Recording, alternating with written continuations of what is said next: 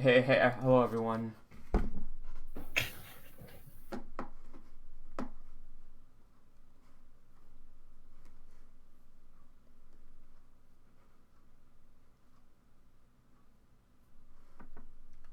And it's 5 o'clock, so let's get started.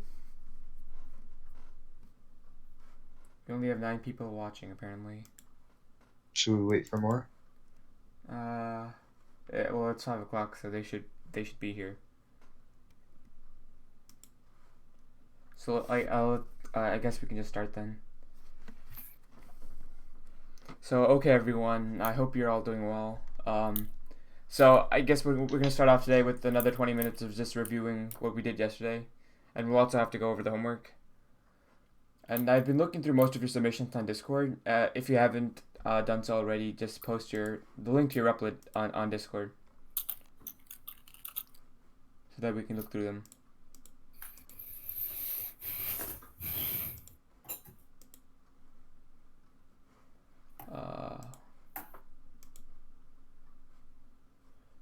Okay, so I've been looking through many of your submissions, and most of you didn't use loops in your work, and loops are very important in programming. So that made me, and we went over them yesterday. So that made me realize that we need to review loops again. So that's what we'll be doing right now. And what most of you did was you just copied and pasted. You just copied and pasted your code like 5 or 6 times, and you could have used a loop for that. You don't have to copy and paste your code. So yeah, some reasons why you should avoid doing that is because first off, it's always good to have your code be as efficient as possible, because when you're in a professional setting, the amount of storage that your program takes up, the amount of file space, it adds up pretty quickly. So if you have like a lot of lines of code with that can like easily be compressed, there's like almost no point to like not use a loop. So like a for loop is good. Another reason is like, let's say you need to like, let's say the amount of times you want to loop, you want something to, if you want, like, let's say the amount of times that you want to like guess or whatever, right, for that project, let's say that changes sometimes. Like, okay, what if we change it to have it like 5 guesses? Instead of 5 guesses, we have like maybe like 10 guesses or 1,000 guesses, whatever, you know.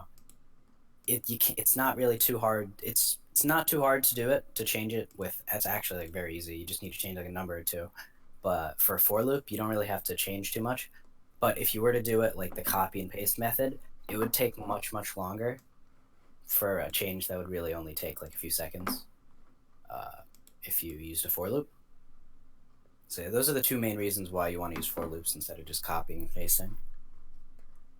So let's go over the game and let's make it. And while we're making it, we'll go over all the concepts. So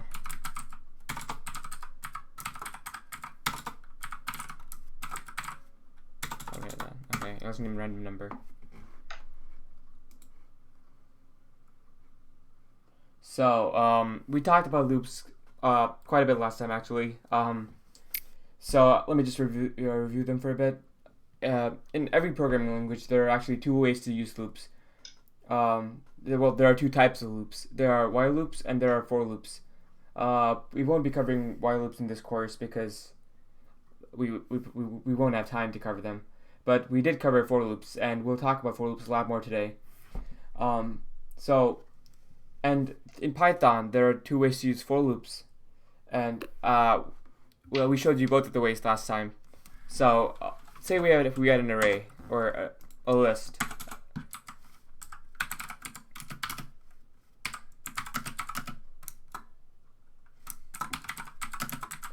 A list can have whatever it needs to have inside. I mean, you know, it can have any data type. It can have any number of elements.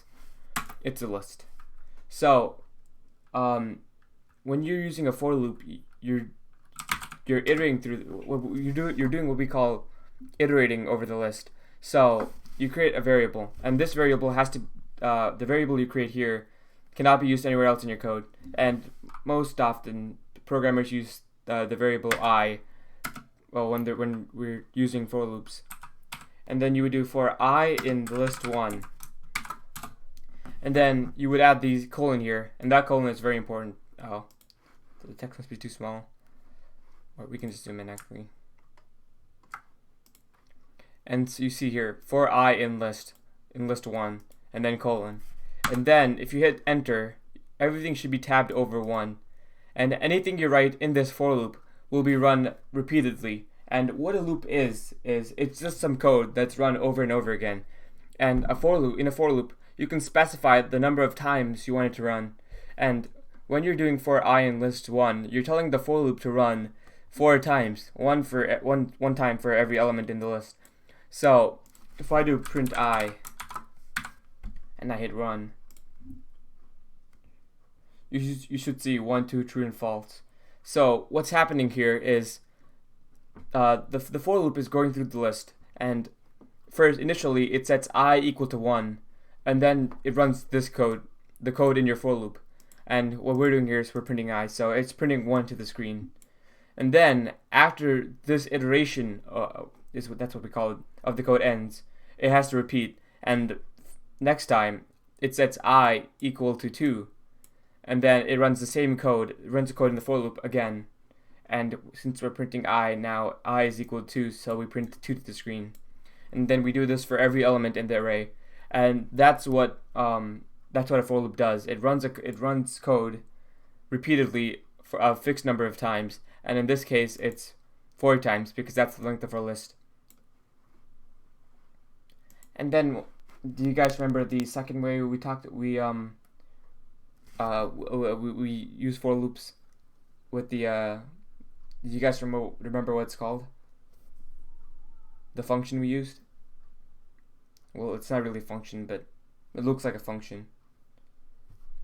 Can someone type the name of it in the YouTube chat?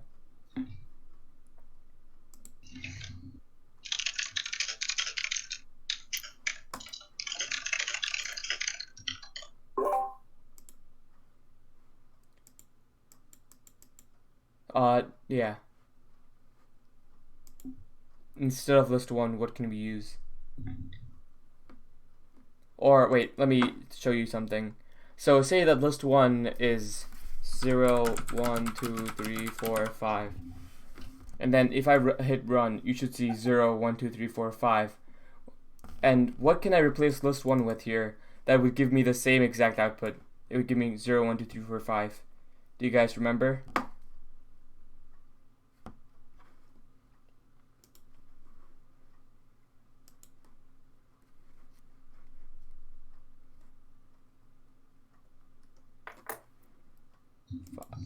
You can't just put 5 here by itself. You need to put something around it.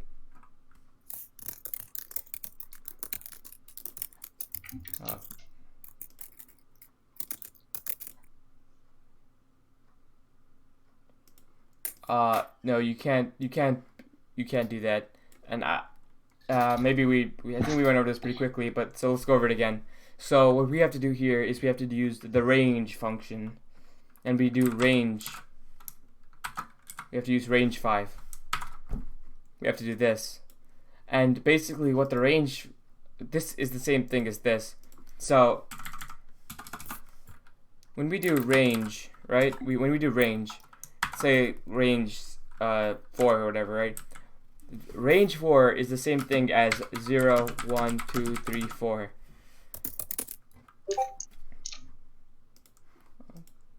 Oh, someone just joined Discord. Okay. So range 4 just gives us this. It's the same thing as that.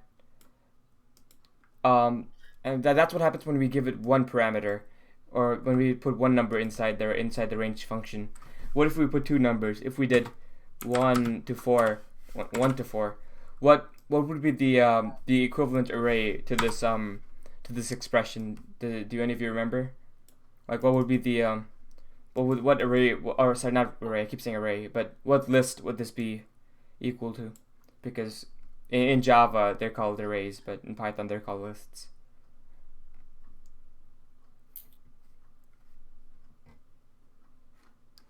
So what list would this be the same as? type it in YouTube chat. Not quite.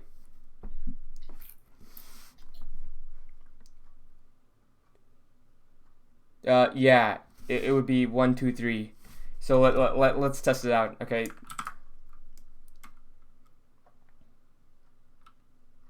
So if we paste range 1, 4 here, let's see what it gives us. It gives us 1, 2, 3. Yes. So range 1 to 5 would be, 1, 2, 3, 4, 5, or without the 5. So it starts at the first number, and then it goes. It's every number until the last number, but it doesn't include the last number. And when we just put in one parameter, say it's just 5, then it starts at 0 and it goes to the number before 5. So 0, 1, 2, 3, 4. It doesn't include 5. So range is just basically a way of writing these lists, or it's a substitute for this. Okay, and so let's go over the game. Let's make the game now.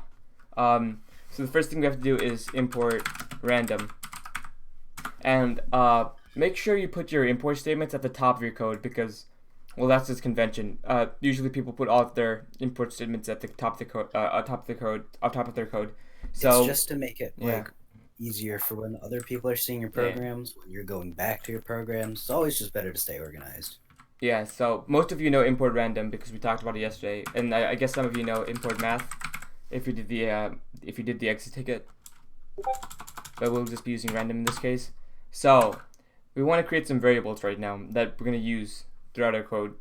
So let's have a variable called rounds, and we want to have 5 rounds. Let's also have a variable called score, and let's score to equal to 0, because when we start off our game, we want the player to have a score of 0, and over time they get more score. Okay, so now we want to run this code, the code for each round 5 times, because that's the number of rounds we have. So how would we do this? Like, what would the for loop look like? Does anyone want to type it out in the YouTube chat? Because I don't think many of you did use the for loops. Most of you just like copied and pasted your code multiple times, so it's good to do it this way. So, what would be the syntax for I in lists?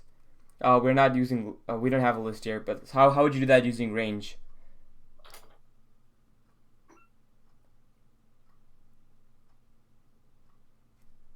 So we want the top part of the for loop here. For I in range 5. You could do that for I in range 5. But what if we wanted to change the number of rounds? An easy thing to do is if we just put rounds in here.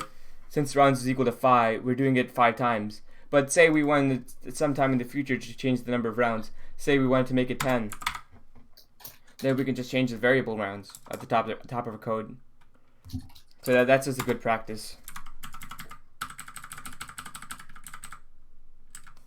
So now to talk about the code inside the loop, the code that we run multiple times, the repeated code. So let's start off by asking the player what they want, or what their guess is. So let's set guess equal to input, and enter a number between 1 and 100. And that includes 1 and 100, of course. Let me just move this over a bit. And then let's generate a random number. Rand equals rand. Well, I guess random. Okay, random dot randint 1 and 100.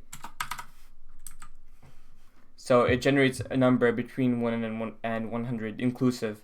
So 1 and 100, they're both possibilities. And then we'll print out this player's score. Or before that, let's get the difference between the player's score, or the player's guess, and the actual random number. So let's set difference equal to the absolute value of the guess minus the random number. And then, so let's print to the screen the data.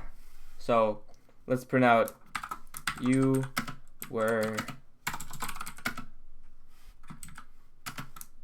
off from the target.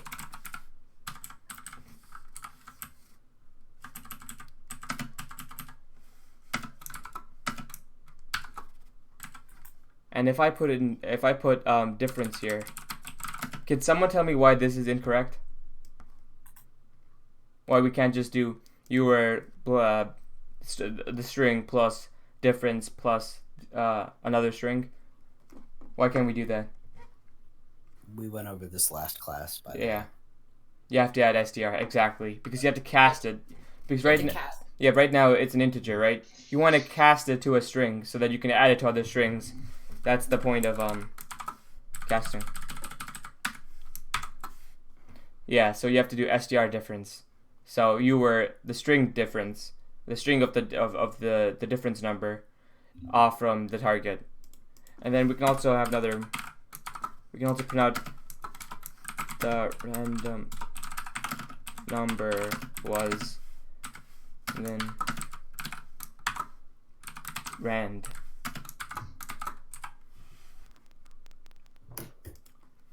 And then we want to keep track of the score, right? So here is my way of counting the score. So we do score equals score plus difference. So we're adding every time this code runs, we're adding the difference between the player's guess and the random number to the score. And you can actually reduce this code. You can actually just do this. This is the same code. This does the same thing as this does. Plus equals is the same thing as score equals score plus difference. But we'll just leave it as this because it's simpler to understand, I guess. And then in the end, or I want to set score equal to 100 minus, or not 100, 500 minus the score, because well. Do one of you want to explain why it's 500 minus the score? Someone in the chat. Why can't we just use the score as a score? Why can't we just use the sum of the differences as a score? This isn't really a programming question. It's more so a logic question.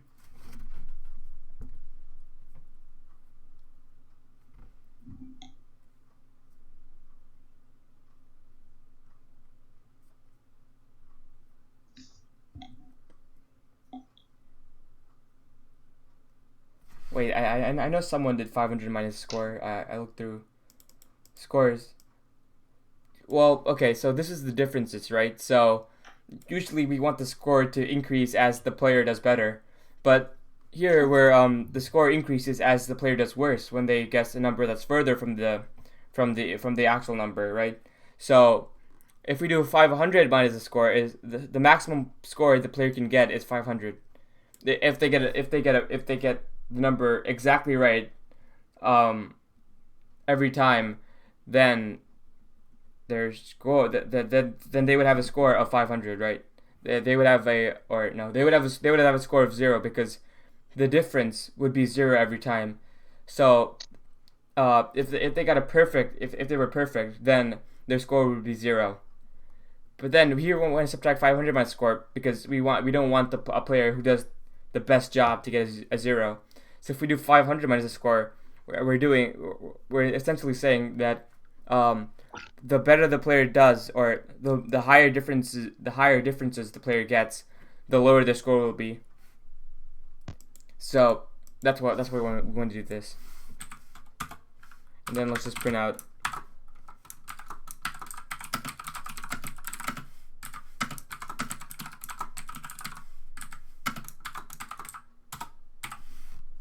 And let's run this code.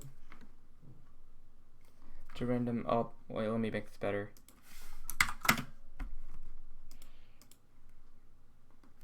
Well, let's guess 40. Did I forget to? I made a stupid mistake. What did we forget to do here? What should we have done to this?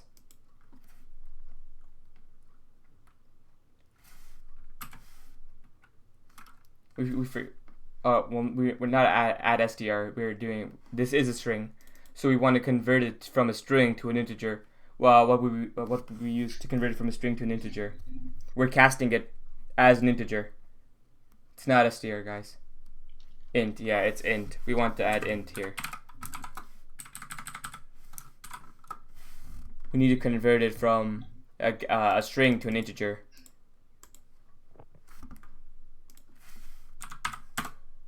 It says you were 23 off from the target and the random number was 17. So if I enter a bunch of random numbers, my overall score was 415. That's actually pretty good.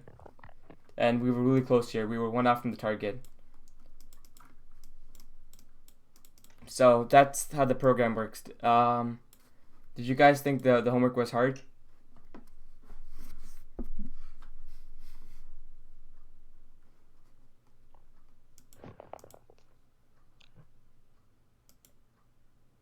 How many of you no?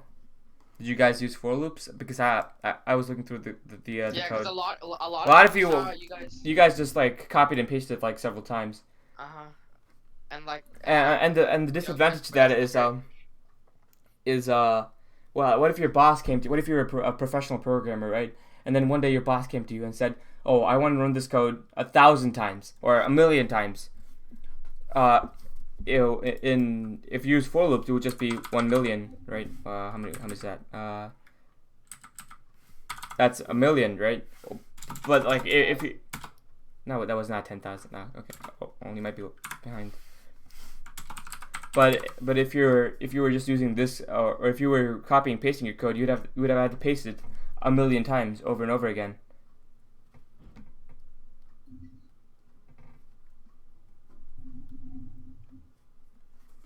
So, do you guys understand this game now, or do you guys understand this code?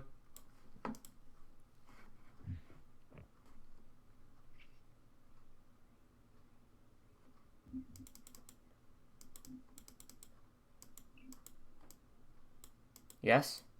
I need more yeses. I need every person to type yes right now. If you understood it. If you didn't understand it, don't type yes. Type no. Sort of? Well, what part confused you? What don't you understand? Yeah, like what might be difficult to understand?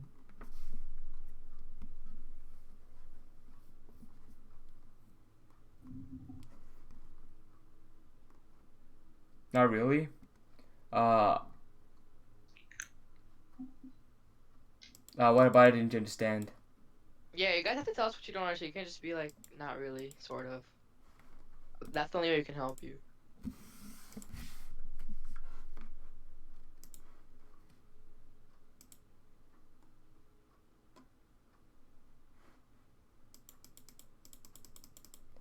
Oh, well, like, can you be more specific than, like, not really? Never, okay, let me look through your code on, He shared, I'm pretty sure. yeah. Yeah, I just, import random, randin, rounds 5, score equals 0, and then, okay, I don't know why you have this. This doesn't matter, right? How did you get out of the for loop? Well, the for loop is only going on the for for loop runs. times. Yeah, the for loop runs 5 times, and what we didn't do. Yeah. You know, here's what we could do actually. To our code. Wait, round space.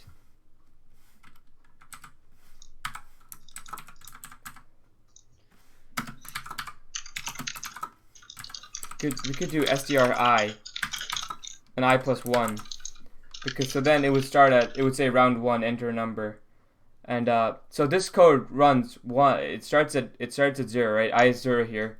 0 plus 1 is 1. That's what we see round 1 on the screen.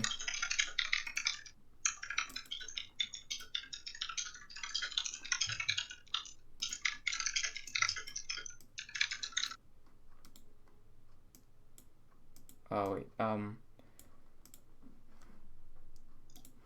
Sorry. Wait. Okay. So here, I is 0, and then 0 plus 1 is 1. So we see round 1 on the screen, and then if we enter a number, let me just move this aside. Oh, we were pretty close there.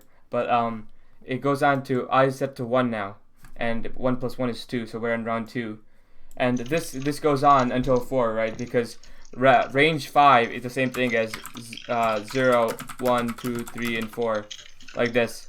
That's what range 5 is. So Wait, Abai, I just wanted to point something out. Anchor, your code is fine. You just forgot a ending parentheses on difference. Oh wait, we'll get so this code runs exactly 5 times. It's I 0, 1, 2, 3, and then 4, and then after that the for loop automatically exits. You don't have to manually exit the for loop. Okay, let's look at Anchor's code now. Actually, He just forgot on a parentheses after one of the things. He had a lot of them and he just forgot one. oh. The difference. Also, your spacing has to be perfect. Like the Yeah, indentation is really important. and indentation is very important. Make sure that that everything in your for loop is indented. So the code you want to run more than once, the code that you want to run in your for loop is If indented. it's out of the indentation, it's not gonna run it as the for loop. It's gonna Because run it yeah, outside. indentation is very important in Python actually. Okay, In any programming language. okay, so do we have any questions on either the game or for loops, or even casting? Do we understand casting better now?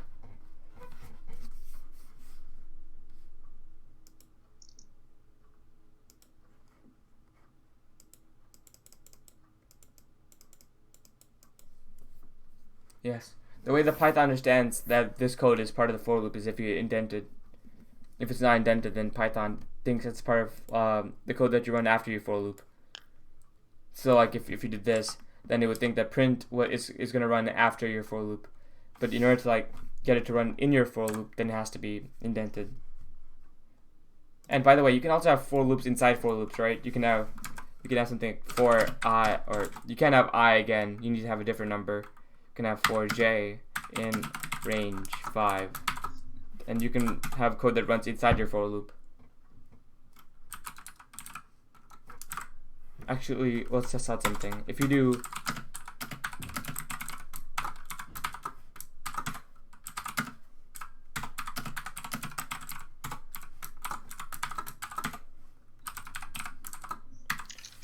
what do you think this would print out? Or how many numbers would this print out? How many lines would we see when would we expect to see printed out when we run this code?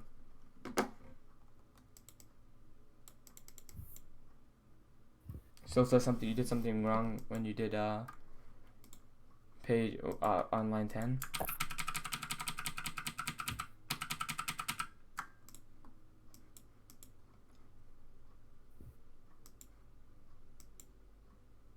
Oh, well, what? You can't add the period here. I think you meant to add the period. Or you can't have the period here. Because what's the,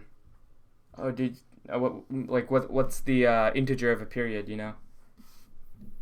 Can't have that. And, well, you really don't even need int here, because rand is already an integer. So you don't really need to put an int around it, because random.randint generates an integer. It generates an int, so you don't need to cast it to an int even though it's already an int.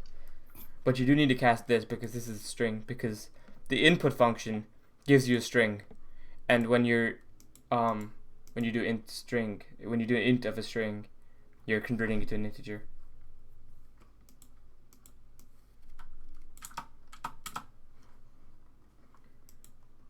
Do you guys remember did you guys Abai, yeah? Abai, can you check Saharsh's code? He put it in the Discord.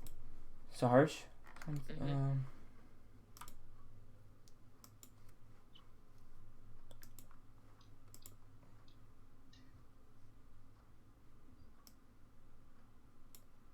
It should be randint, not randit.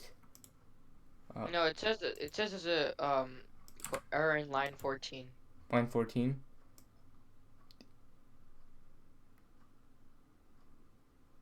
is difference. This should run perfectly. I don't know what the. It says invalid syntax. Did you not indent it? Oh, it might be some problem with the indenting. It looks like it's inside of the for loop. I know, but like Python is weird because. Okay.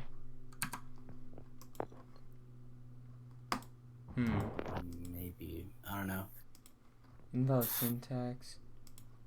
Plus equals should be the same thing, so that wouldn't change anything. Maybe no. I can't tell if it's an indentation error.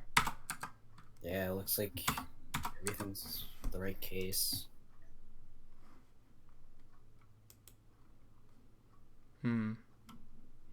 Can you come talk to us after class? Oh wait, Because we're kind of running late.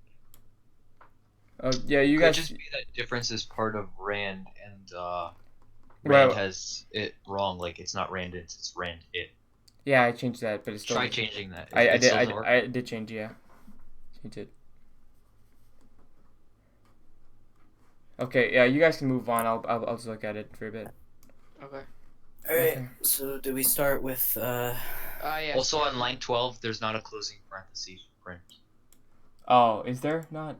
Oh, that might be it. Oh, okay. Right? Oh. It might be thinking on outside line of the print on line statement. 12. Yeah. It might be thinking outside. No, of the no, no, no. No. It's not. But Okay. you might have. Sealx. Oh, wait. Actually, wait a second. Oh yeah, you guys can start. Okay. Yep. Alright, so the agenda for today, I'm going to be starting out with logical operators and Boolean expressions. Oh wait, so Harsh, did you fix your code? Did you add the ending parentheses? He fixed it. Okay, yeah. So that was the issue. Yeah, it's hard to find, like, you have to be careful with these parentheses. You have to make sure that once you open the parentheses, you have to close it. Alright. So our agenda for today is logical operators and Boolean expressions. We're gonna do if statements, updating variables, and we're gonna basically show you how to do tic-tac-toe. Abe, you can go to the next slide. Yep. Alright, so first thing we're gonna do today is logical operators. Basically, I'm sure most of you know what these are. You just probably haven't heard them being referred to as logical operators. So basically, greater than, less than, and equal to are basically, they're what you use to, they're often used in like if statements, which we'll talk about later. So that's why we're teaching them now. So when you're comparing two things, you're going to use these logical operators. And I'm sure you know what most of these are. Greater than is for greater than. When you do greater than an equal sign, it's greater than or equal to. And same thing for less than. The only thing that you might have trouble with is equal to. It's a double equal sign. So make sure that you don't use a single equal sign, because when you use a single equal sign, you're basically assigning something to assigning the thing on the left of the equal sign to the thing on the right of the equal sign. Yeah, guys. So just make sure. So Yeah. one. So, Equal. so single, One. Well, yeah. One equal sign is for setting a variable equal to something. two equal signs is for comparisons. Okay. Yes. Yes. So just remember, whenever you use comparing two things and you want to see if they're equal to each other, make sure to use two equal signs. If you want to assign a value to something on the left, that's when you use a single equal sign. It's gonna get a little confusing, and I'm sure so if you find any problems in your code, just try and check and see whenever you're using equal to, see if maybe if I change it this single equal sign to a double equal sign, maybe it'll fix itself. So it's always good to take a look at that. As you can see, there's some examples here. It's printing 2 is greater than 2 for the first one. We all know that's not true, so it's going to print false. And it does the same thing for the rest of them. Like, it evaluates whether what's inside of the parentheses is true or not, and it prints whether it's true or false. So it returns a Boolean. So logical operators, when you When you evaluate them, they return a Boolean value. So yeah, I think. Does anyone have any questions on logical operators, or can we move on? And make sure the equal sign is after the greater than or equal or less than. Ah, yes, you can't have it before. Yes, if you want it to be greater than or equal or less than and equal to or equal to Wait, I think Umesh has a question. Wait. Waiting.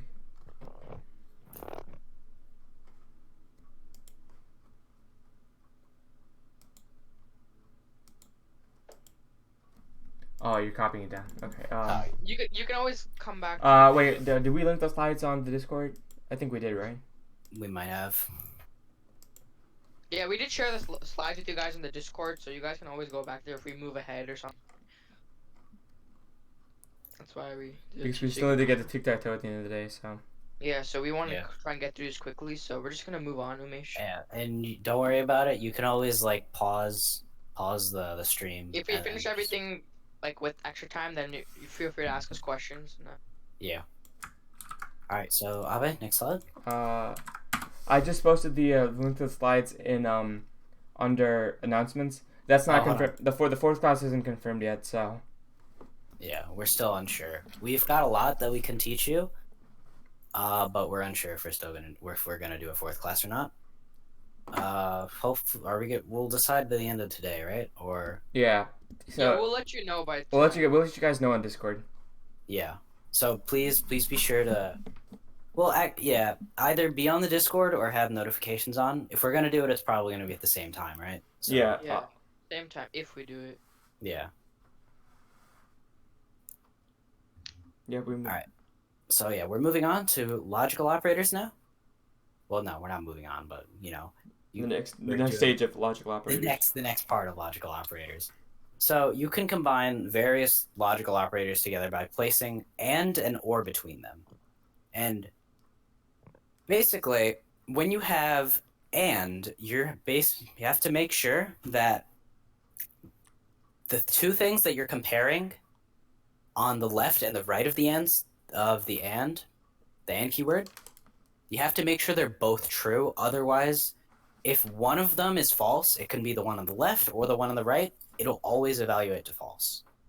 Now, if you have or in between these two, only one of these two, one of the ones on the left and the right have to be true. If one of them is true, then it's fine, because think about it. You can have I need apples or oranges, right? If you give me an apples, I'm fine. But if I need apples and oranges, if you give me just an apple, if you give me just apples, that's not fulfilling my requirements. So as you can, and then finally, another thing we're talking about is not. The not keyword basically makes the opposite of what you have. So if a value is true, if you write not true, it'll make the value false, basically. It's pretty straightforward in terms of that. Yeah, that's pretty much it. You can look at the examples we have. So it's just basically just going more in depth about what I talked about. You're printing out false when you have true and false. When you have true and true, you're printing out true. When you have false and false, you're printing out false. Actually, let's do some examples on the tutorial right now. Yeah, that's a good idea. And then for the or, as you can see, only one of them needs to be true. If both are false, that is the only way it's false. And the only way for and to be true is both are true. That's just the main part. Okay, so what would this print out, guys?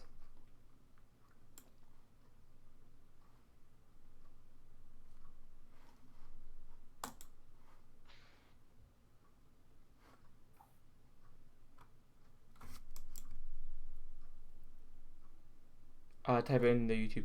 True, yes. Yep. This 5 is greater than 3, so this is true. And then, if we did, you can think of it as Goreland. I don't remember that. True. I've never heard of Goreland either. If we did 3 is greater than 5, this would be false. And then 3 is equals 3, this would be true, right? So this is true, or this would be, it's capital T. Boolean starts with capital T, capital. The first letter of a Boolean is always capitalized in Python.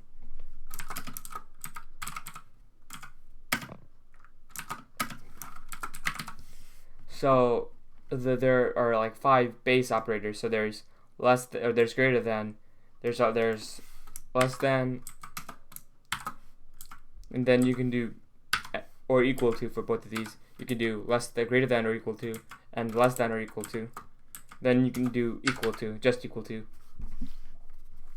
And then you can combine a Boolean expression, which is, this is a Boolean expression. You can combine these statements with other statements. So if 3 is greater than 5, or 5 is greater than 3, or if 3 is less than 5, or 5 is less than 3, what would this print out? Can anyone guess what this would print out?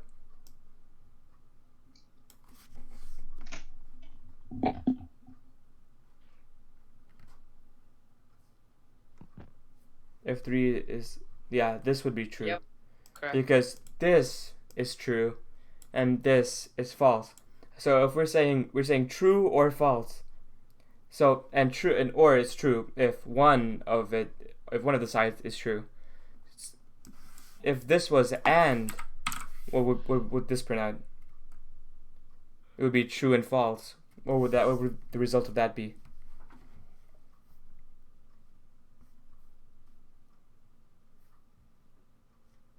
False. Yes, it would be false. And now, okay, now what would Just give them one more big example. what would this be? 3 is less than 5, or 3 is less than 5, and not 5 is less than 3. This thing, what would this expression be? Yes, this would be true, because we're saying true and not false. So not false is true, right? So we're saying true, and since both of them are true, this entire thing is true. So do you guys understand how Boolean expressions work now? Any questions?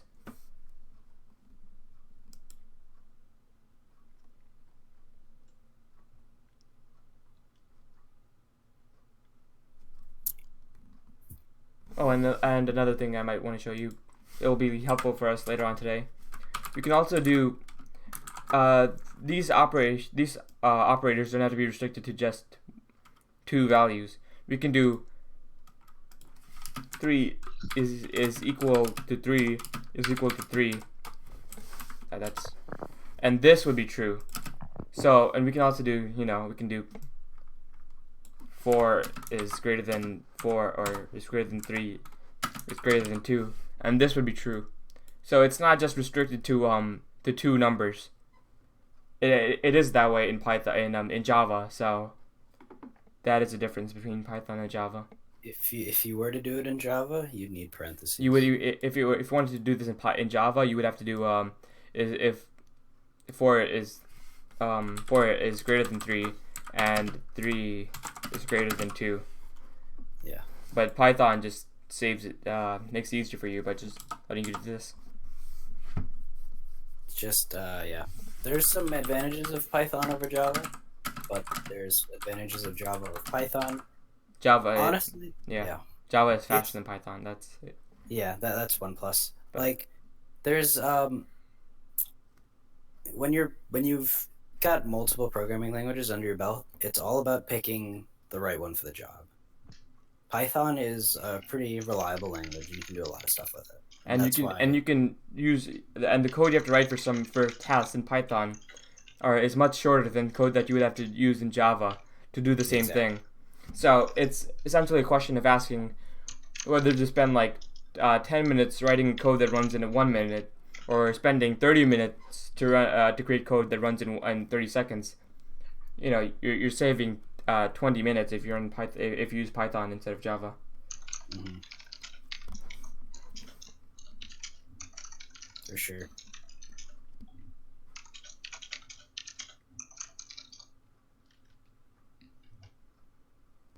Oh wait, there was a question I forgot. I completely skipped Yes. it. So how can you tell when it'll be true or false if the example is like Two is less. 2 is greater than 4. 4 is false because 2 is not greater than 4.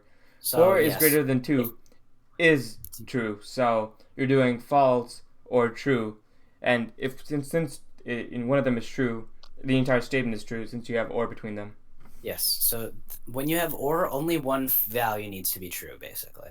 Yeah. When you have If both need to be true. yeah, if the or was an and, then they would be false because Yes. you have false and true.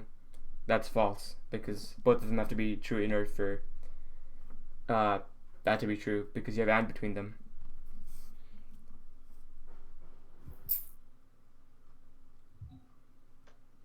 Any other questions? Just like math, yes. Just like math. It really Computer is. science is math, yeah. It actually is a math course. A math. You can take it as a Yeah, math. in elective. Python it counts as a math course. In high school it counts as a high math course. school. Yeah, not in Python. Python isn't as cool. Yes, Python high school guys. Let's sign up.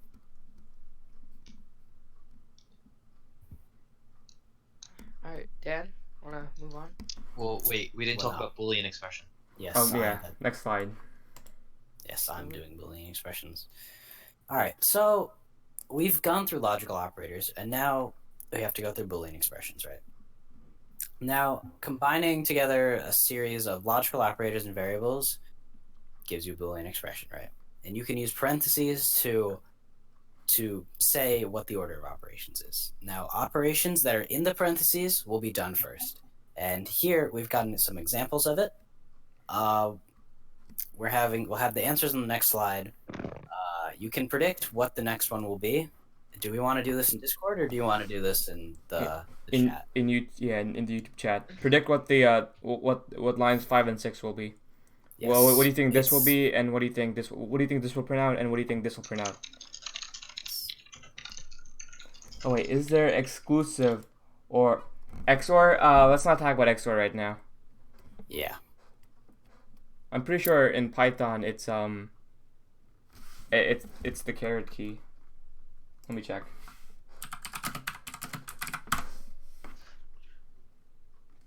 And that's bitwise XOR. So,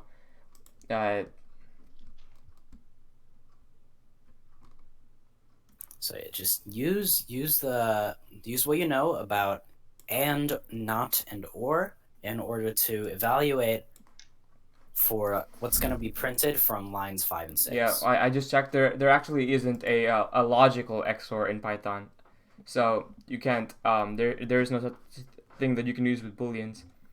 There is a Yeah. bitwise XOR, but let's not talk about that. That's more complex. Sharanya got it. False and true. Let's see if that's. Let's get more people to Yes, Yeah. Ankur said 5 would be false, 6 would be true. Same thing. Okay, Also got it. 5 and 6. let's see if that's the answer. False and true. So, good job to everyone who typed in false and true. Yep. You guys got it right. Okay, so should we move on to if statements now, or Yes. any questions? Any questions on Boolean expressions and logical operators?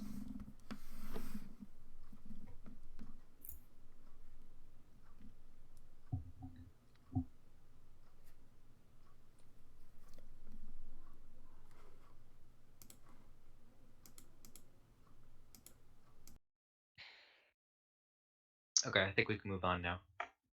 Yep. So let's talk about if statements. If statements are an essential part of programming, so it'll be very important that you guys understand this. So before we get to the code, We have let's- one question before we continue. So how would we use booleans to? Ankur, are you gonna retype your question? Or did you get the answer? Or Okay, I think he's good. Let's He just... deleted it, so he might have got it. But retype that question if you still have it. Okay, so Oh, So, yeah. should we wait a second before? Yeah, sure.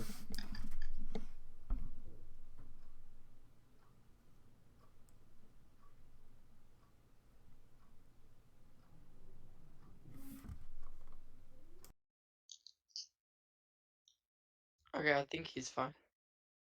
Okay. So yeah, if statements are an essential part of programming, so make sure to pay attention for this stuff. So before we get to the code, I want to start with the logic of it behind it. So a good way to think about it is if A is true, then B will happen. So what is this saying? Well, let's explain through an example. Let's say we have a bedtime of 10 p.m. We can use this if statement. We can use if statements to say if it is 10 p.m. or later, we go to bed. That would be an if statement.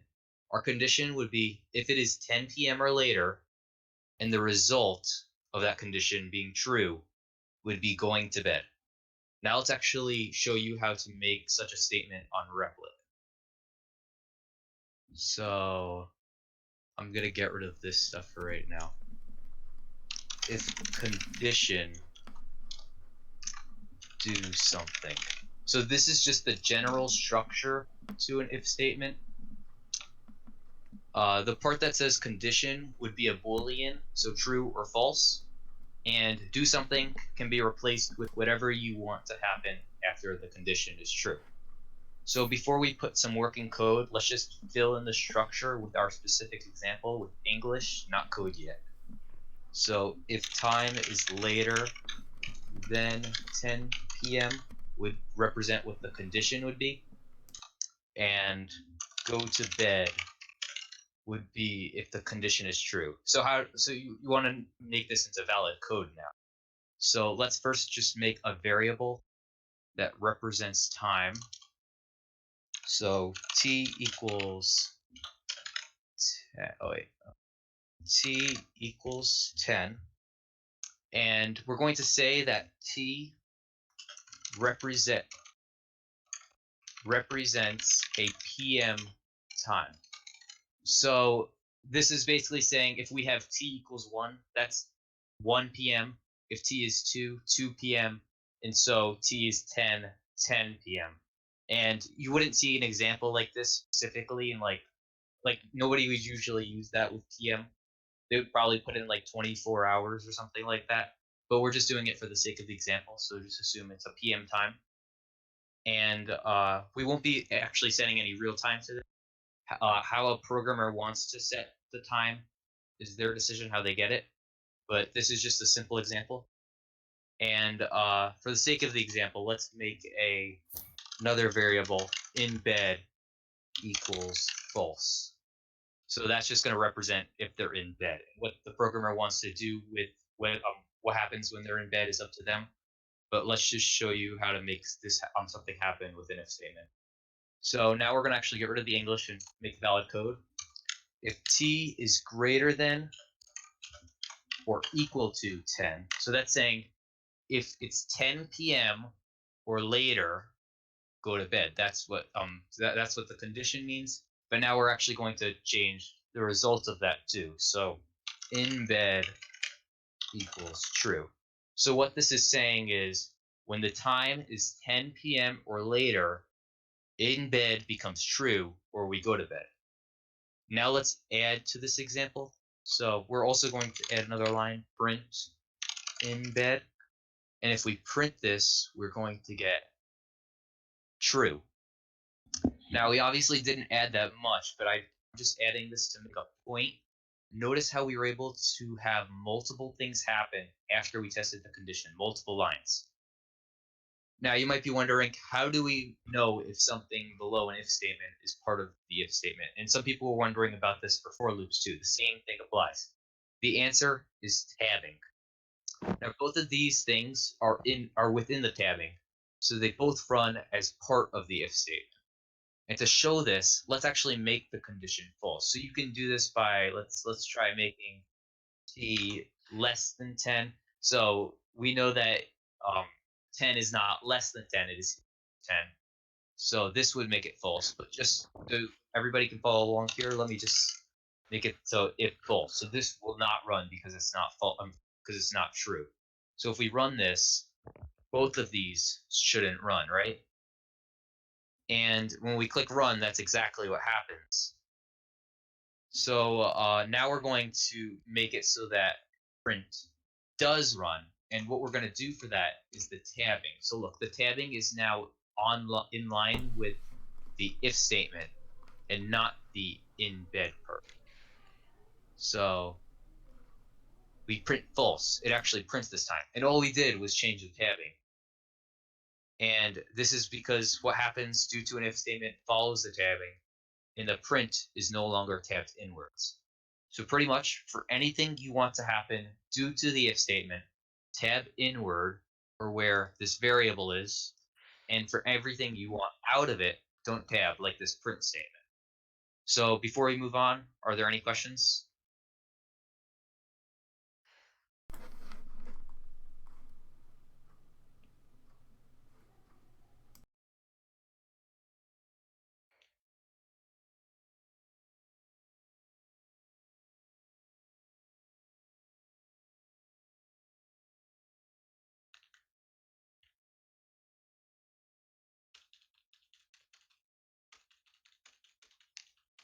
Any questions on if statement, guys, before we move on to else, elif and else? I think they're fine. Encore, is that a yes? As in there are no more. You don't have any more questions, or you guys are going to Yes, move as on? in a question, or you guys are ready to move on? I've seen another yes, but I don't know what that means. Yeah. Move on or question? They're all saying yes. What does yes mean? Yes, as in question. Oh, okay. Wait. Okay. Wait, there was a yes as a question and then to move on. Yeah. Let Encore ask his question. Okay, Ankur, ask a question.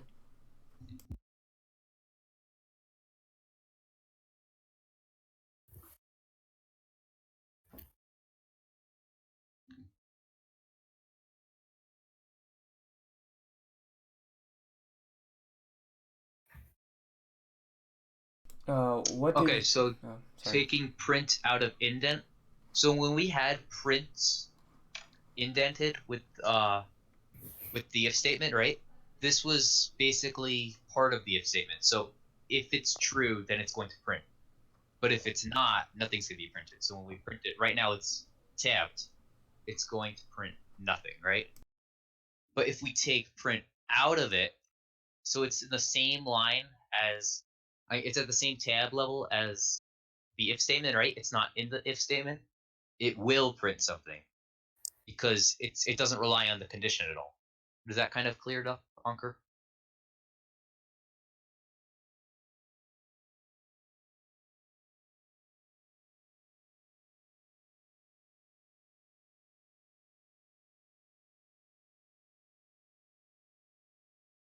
Okay. Is there any Yes. more questions, guys? Yeah.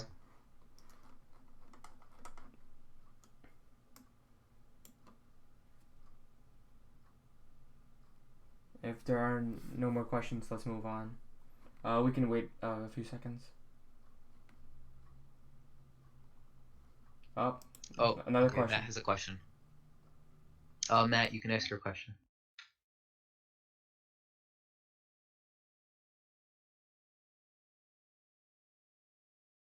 Oh, wait.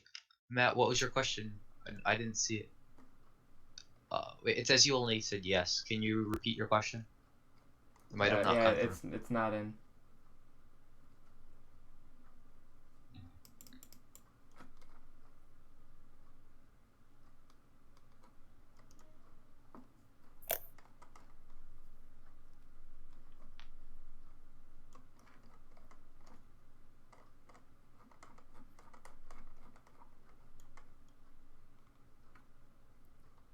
Oh, it's on Discord? Yeah, it didn't go through. Oh, Oh, did you wait. get Discord? No, let me Is it on check. Discord? It's not. It's not on Discord. Yeah, we didn't get it. Can you please ask your question again? Okay, just repeat it. Oh, does it? Yeah, wait. He just typed it. Does it involve a link or something? Oh, I wait. think Hold he on. probably just typed it and it didn't go through. I checked. YouTube might have blocked. Wait, Between I yes think and he typed it a second time, but like or if it's not working, then just type it on Discord. You're in yeah, Discord, there's right? problems with links before, so maybe they're Yeah. split or something. Oh, yeah. I think certain things are blocked on YouTube. So just type in Discord.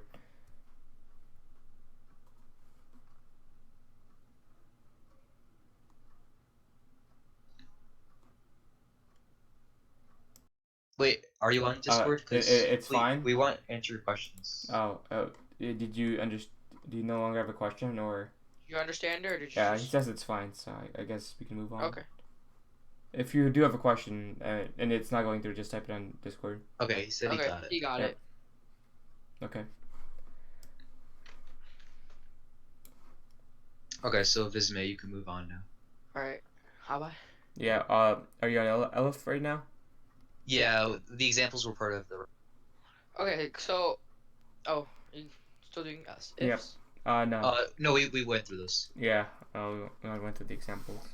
Okay, guys. So now I want to move on to something else called ELIF, which basically stands for else if, and it's basically a different type of statement. So, oh wait, I think there's a question.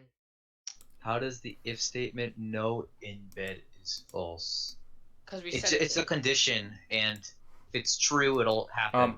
If it's false, it won't. Oh, this example is kind of confusing. It'd be better if we had a variable, right? Or if we or if we went through one of our this example. So, the if statement checks if the condition that you give it here is true, and then if it is, then it will run anything that's inside the if statement. It will run all the indented stuff. Can you make it false? Wait, let me get the tutorial. Can you make what false? Can you make? Are you talking about the actual condition? Can you make this true? Or the if this can be true. Okay. This It can example. be true or false. It's just that it'll. Or let's make. Wait, we can have a different example. We can have a different example. What if we did if 3 is greater than 5, then print hello world. Then and see what happens. And nothing should be printed because 3 is not less than 5, so this is false. So it doesn't run this code here, the code inside the if statement. If this was true, if 3 was less than 5, or if 3 is less than 5, so if this was 3 is less than 5, then we would see hello world here, because since this is true, this code would run. And if we had something like 4 equals 4, the code would run again. Less than or equal to? Oh well, if it's I don't know. If it was 2 is less than or equal to 2, then this would be true. And it would also be true if this was 3, if this was 4. But if this was 1, this would be false. And you wouldn't see anything. You wouldn't see hello world here because it's false. So it's not running this code. Does that help clarify it? Okay. Any more Yes. questions, guys? I think we should probably move on. Yep, we're gonna move on. Yep, let's move on.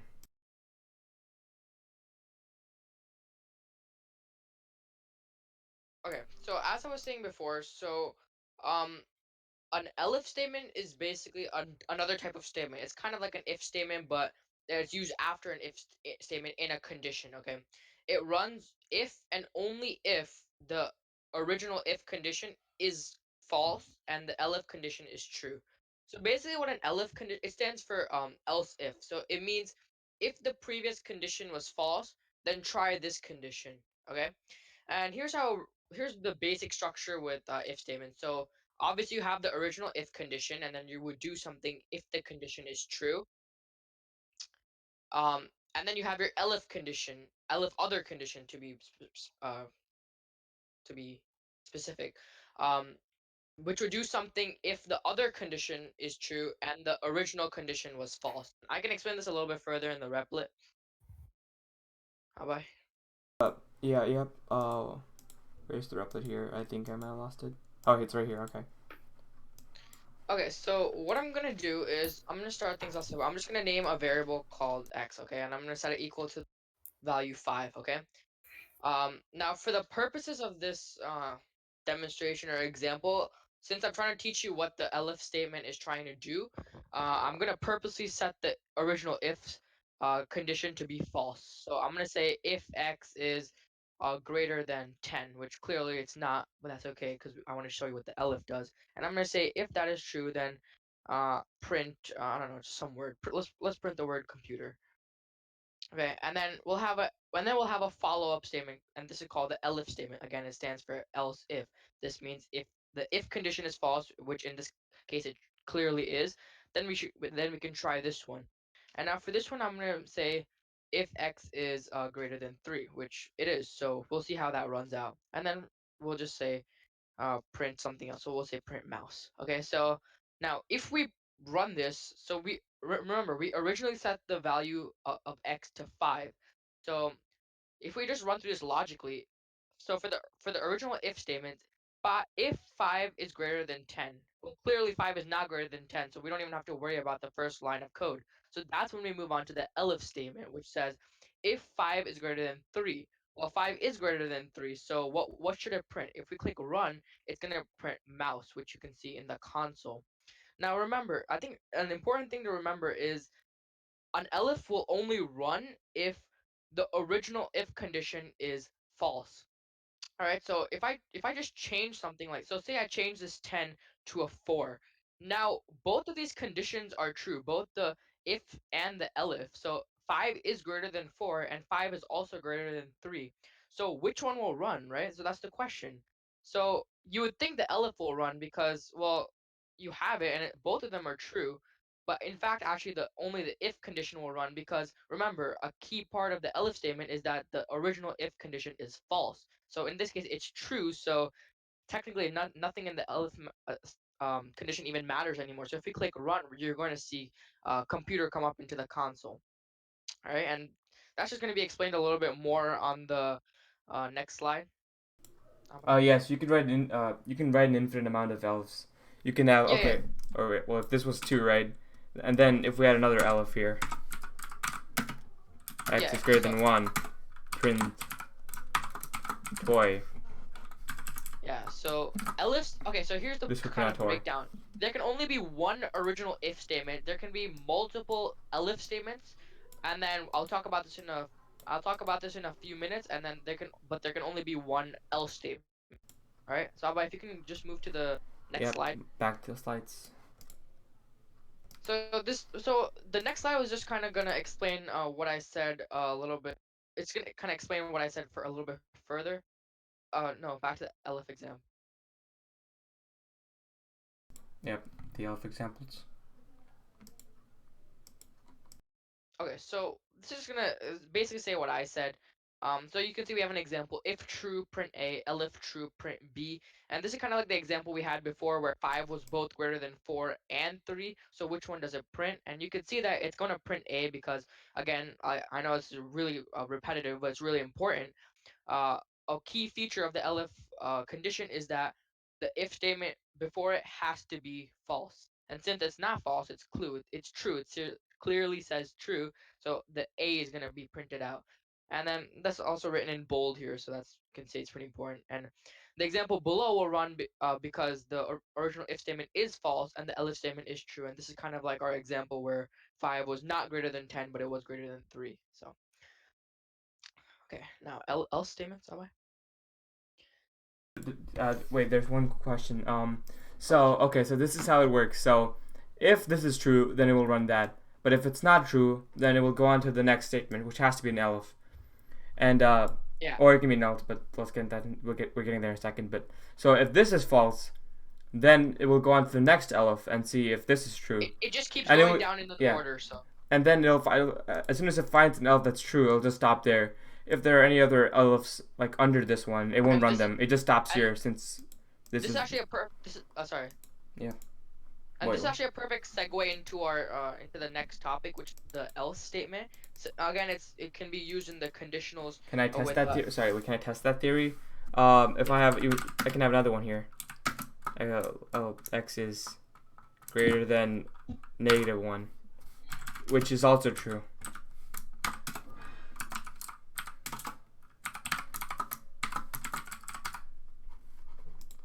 And so this would that would be true if it only printed toy, right? It wouldn't print both toy and hello. Yeah, there is an else. We're getting there in a second. Yeah. Oops, I put a semicolon instead of colon. Yeah, I don't know. It was a mistake. It would only print out toy. Even so, it would stop here. It wouldn't go on to the next statement. It's as soon as it finds the true statement, it just skips everything else. Everything under it. It would just skip under everything under it as soon as it finds the true one. Yeah. Does that answer your question? Well, we'll be talking about else in a second. Okay, let's. Yeah, Well, or right now, actually, right? Yeah. The question's actually a perfect segue into the else, because wait, can you just switch real quick? So basically, what else? It's another type of statement. It's like you would use if you would use it with if and elif, and else is basically what you would use to finish off the condition. This is kind of like your ultimatum. This is like, if nothing else is true above this, then we're gonna use this else statement. Okay, that's kind of what you said. So there's a question. So would it stop as soon as here is one? Yeah. True. As soon as you hit Yeah. one true elif, it Yeah, runs a yeah. code inside that elif, and then it stops. It would just skip all the other elifs under it, and all the Okay. else's too. So so there's just an example. So again, like I said, else is kind of like your ultimatum. Like, if nothing else is true, then we have to do the else. So none of the previous conditions were true, so the else condition ran in this example here. But I will also show you a live example. Bye.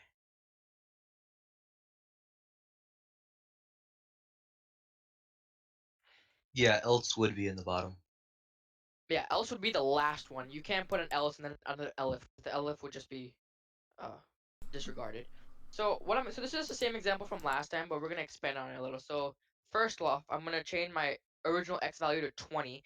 Okay, so, and again, for the purposes of this example, I'm just gonna make it so that the if and elif statements are all false. So for the first one, I'm just gonna say if x is less than 5, then we could just print computer, and then we could do something similar here. If x is less than 10, print mouse.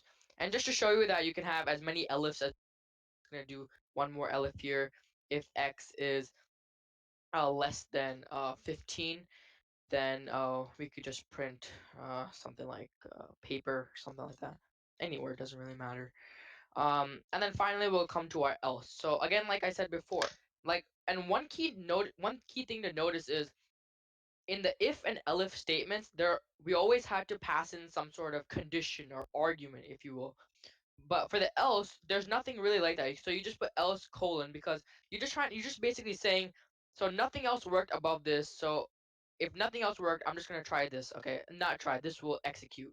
Okay, so for the else, it's just else colon, and then I'm just gonna say if nothing else works, then I want to print table. Okay, so now we originally set x to 20. So if we want to go through this logically, we can always look. So the original if statement is 20 less than 5. Obviously not. So this first one is not going to be run. Then we have the two elifs. Is 20 greater than 10? No. I mean, so is 20 less than 10? No. Is 20 less than 15? No. And then since none of those ran, we are forced to move to our else statement, which is going to print table. So if you run this, it's going to print table into the console. Um and yeah, that's pretty much. Am I missing something? Oh, okay. So that's just a little bit more. That's just a little bit in detail about if, elifs, and else. And obviously we have used all of them here together, but I want to show you one like big combined example where we're gonna like use a lot of different features that we've been learning in the past few days, including like inputs, casting, all fun stuff.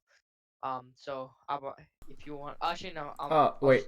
Oh wait, we didn't go over the example. Oh wait, we did, but like, did we do this Yeah. example?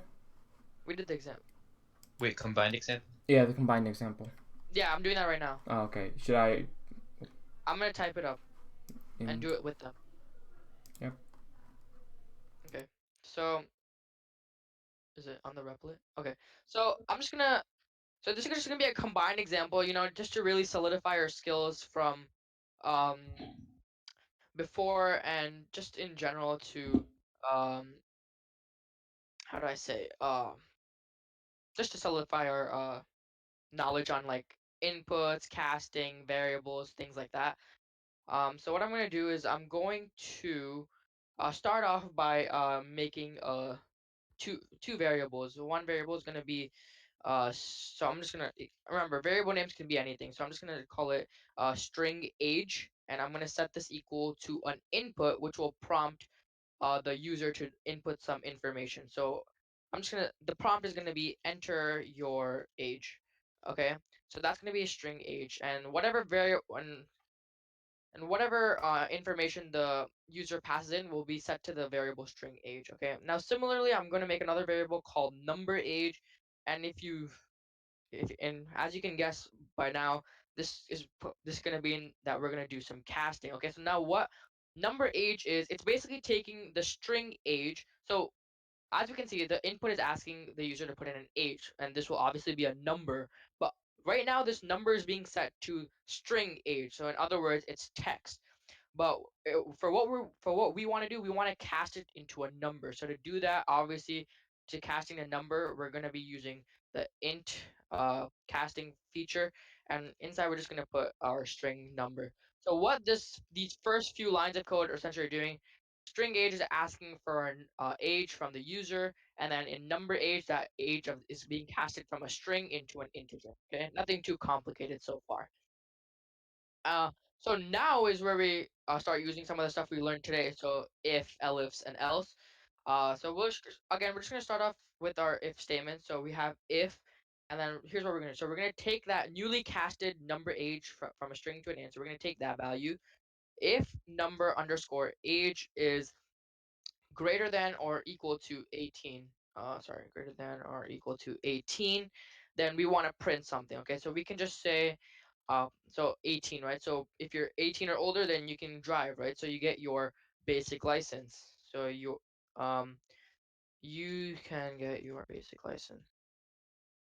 Okay, that's just simple. So if not, so they're saying if your age is over 18 or equal to 18, then you can get your basic license. Okay, so now we're gonna move on. So we did our if, and after if comes our elif. So elif, again, just to reiterate, um, if the if condition isn't true, if the if condition is false and the if elif condition is true, then that code will run. So we're gonna say elif number age is less than 18. So obviously it's not greater than or equal to 18, so it has to be less than 18. And we're also gonna be using some Boolean expressions here, logical operators, and number age uh, is greater than or equal to 16. So if the number is not greater than or equal to 18, if it's less than 18 and it's greater than or equal to 16. So in other words, if you were 15 years old, this would not apply to you. So again, so elif number age is less than 18 and number age is greater than or equal to 16, then we're going to print out you can get your probationary license. And you guys will learn about this in high school. You don't need to worry about these now. But yeah. So we have our if and elif, and we can just Oh, we he's don't need talking to about go. the licenses, not the code. Yeah, sorry. This basically, yeah, I'm talking about the license. You guys will learn that in high school. Um, so we have our if, we have our elif. So now let's close it off with an else. Now again, remember, for an else, we don't need to put in any argument or condition. We can just do else colon and then enter, and then this is and so with the else statement, we're assuming that, not assuming it, so we have accounted for all the numbers over or equal to 18 and even over or equal to 16. So basically this means if the user enters any age less than 16, so 14, etc., then we will print out this value, which is you can't drive, because if they're 14, obviously they cannot be driving legally anyway. Can't even drive.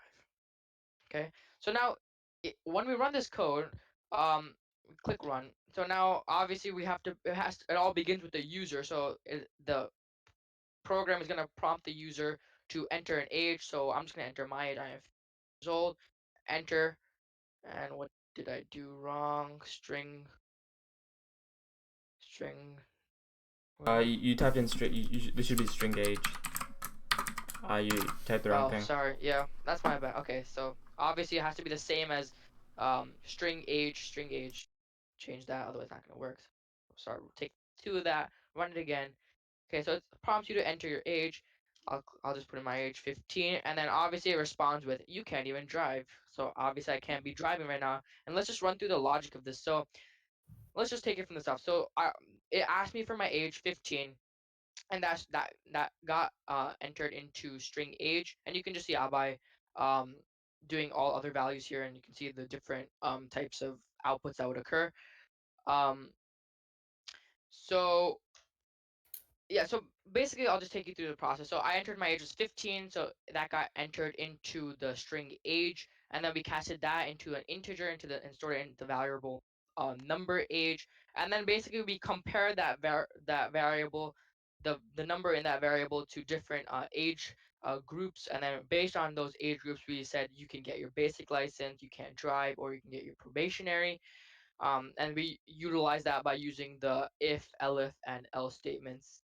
um yeah, so it's just a simple um implementation of how you can combine all these like really great features of Python, like input, and like supporting them with variables, and using your different elif and else statements and all this cool stuff.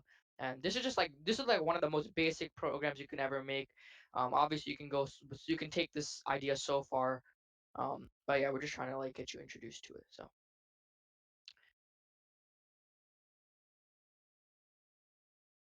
Daniel. Yeah, okay. So let's move on to updating variables. So let's say you already created a variable and now we have to update it. Maybe we got more information or something changed, so we have to change our variable. So let's open Replit to try a commonly used wrong attempt to try this. So I'm going to move your code down for right now. Okay, so let's make our variable var1 equals 3, and let's subtract it by 1. So we might think, oh, basic math, right? Just type var1 minus 1. And let's see what happens if we try to print this var1 after we did that. Oh wait, we're still getting that stuff, so if you don't mind, I'm going to just remove that right now. Okay, so we get 3. So nothing different happened to it. Nothing happened to the variable. So what did we do wrong? Well, we subtracted var1 by 1, but this was just a computed value not used anywhere. We essentially just did a calculation and left it there. So how do we actually use this value somewhere? We actually have to set this value to. So if we do var1 equals var1 minus 1, let's see what happens. So we get 2, meaning this worked. So this calculation was actually assigned. It was essentially just saying var1 is equal to the current value of var1 minus 1. And this value would actually be var1 minus 1. So due to the short time, I'm going to move on to the shorthand right away, and then we can answer questions right after. But okay, so now we're going to look at a shorthand way of doing this, so that you guys, now that you guys understand how to actually update the variable and what this means. So a shorthand you guys can do var1 minus equals 1. And when we print this, we'll still get 2, meaning that it worked. So the shorthand is also just saying set the current value of var1 to var1 minus 1. And it doesn't have to stay as minus 1. We could do var1 plus equals even like 3. And if we do that, we get 6, meaning it works. And then we could just try a few other operations. So times work.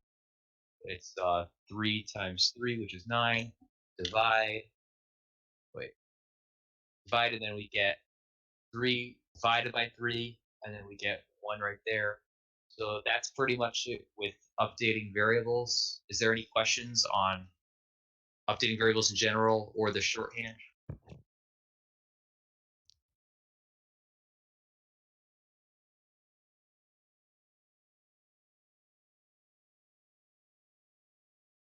Yeah, any questions, guys?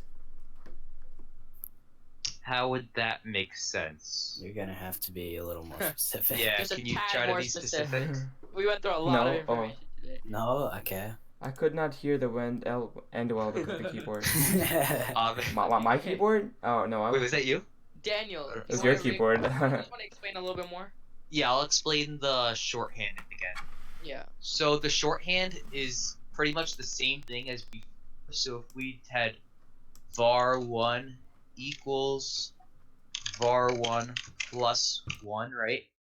That's going to be the current value of var1 plus 1. So 3 plus 1, and that's assigned 1. It's not just because if you did var1 plus 1, that's not going to change it because it's not actually assigned to anything. So if we get back our code right here, then we can use our shorthand. So the shorthand way of doing this, same way, is plus equals 1. And that's the same thing. It's just a shorthand. So it's saying var. So it's the same thing as var1 equals var1 plus 1. And just to show you guys again that you can do different operations, you can do minus equals 1. It doesn't have to stay as 1. You can do minus equals 5. You can do times equals, and that'll be 5 times 3, which is 15. You can even do divide equals, which will be 3 divided by 5, and we're obviously going to get a float for that. So does that make a bit more sense? But then you have to specify the initial value in the equation. Wait. Wouldn't the smart thing to be to make to just change the variable, making it equal to something else instead of typing the same variable? Well, like Arjun said, it's situational, so it depends on what kind of. Yeah, you sometimes wanna base it Yeah. off of value because you wanna. I mean, wait. Let's say So, we wanna add 5 to it. Not sure the exact. It's not always gonna be the same, so you have to. okay, wait. 5 So, to it. so if you're trying to like, if you're trying to set your variable equal to the solution of like something complex like the quadratic equation, then you might not want to do this because you're only operating with one value. You can only divide by one value. You can't have this complex equation in one line then, and you would probably want to do it the normal way. But if this is just like a shorthand to reduce the amount of code you have to write. Just to clarify something with what Ankur said, I think he was asking why you have to say it again in the thing. So you could after just update it and say var1 equals. Well, yeah, That's completely valid, and if you print var1, you're going to get 1. But sometimes you want to base it off of the old one, var1 again, plus, so that you're just adding to the old value. I think what he's saying is that you could like that instead of like adding to the same variable, you could set you could do var1 plus var1 plus 1 equals var2, and then we print out 2 like that. But like if you don't want to make a new variable, you can just do plus equals. Guys, we're running a little short on time. We have like one. Oh, oops. Any other questions? Yeah, Okay, so guys, is there any other questions, guys? Make tic-tac-toe for homework. I don't think I have anything else to explain because. Yeah, okay. So here's the plan right now. We'll work on the same schedule as yesterday. Yeah, but it's gonna be additional- shortened though. It's gonna be shortened. It's gonna be approximately 30 minutes If you, from like No, 5 what I o'clock was to 5:30 tomorrow. what I was gonna say is, if you guys have any additional questions, we'll still be here after 6:30. So feel free to join the Discord, ask your questions there. Yeah. Yes, But So For yeah, tomorrow, we're looking at a 30 to 45-minute short in class just to go over your whole, which I'm yeah. able So to do so yeah. a So little bit. so try making tic-tac-toe for homework, Just try making a and tic-tac-toe. we'll go over the solution tomorrow. Oh, it's in the description. Check the description.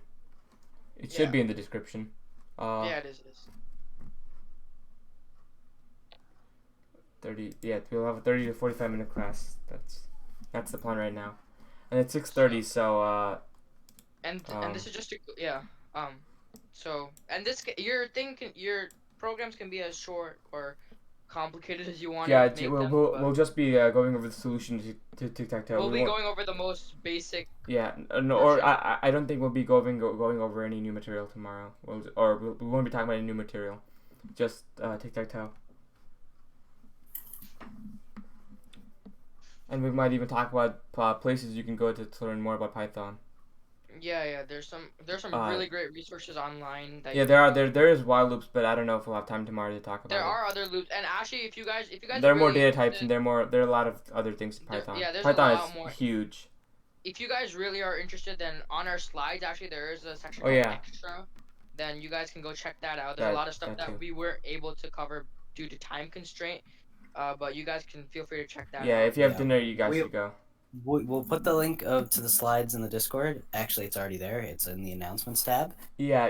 The homework is The homework is to make your tic-tac-toe. yeah. Yes. Try making tic-tac-toe. It's fine if you don't Yeah. get it because we'll be going Yeah, through it tomorrow. it's kind of complicated. So if you guys can't do it, it's But you all should right. be able to make it with whatever you know so far. Yes. But So the if you- slides are all there.